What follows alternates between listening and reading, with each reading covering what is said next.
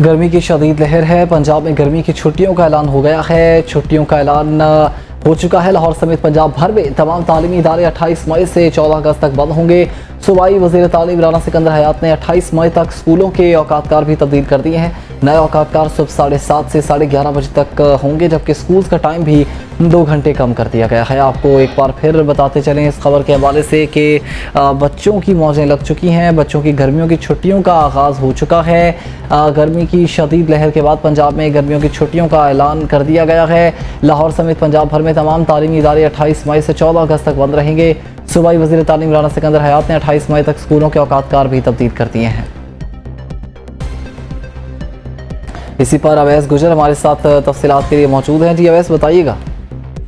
जी बिल्कुल जी, महकमा school education ने गर्मी की बढ़ती शिद्दत के पेश नज़र तमाम स्कूलों और कॉलेजों में जो है वो 28 मई से 14 अगस्त तक जो है वो छुट्टियों का ऐलान कर दिया है। वज़ीर तालीम राना सिकंदर हयात ने अपने सोशल मीडिया पेज पर से जो है वो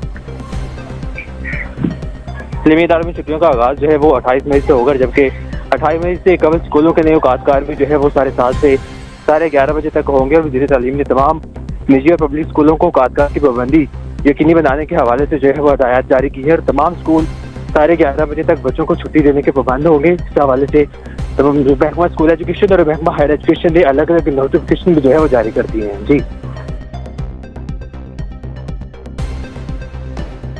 जी ठीक है, बहुत शुक्रिया, आप हमें अपडेट कर रहे थे।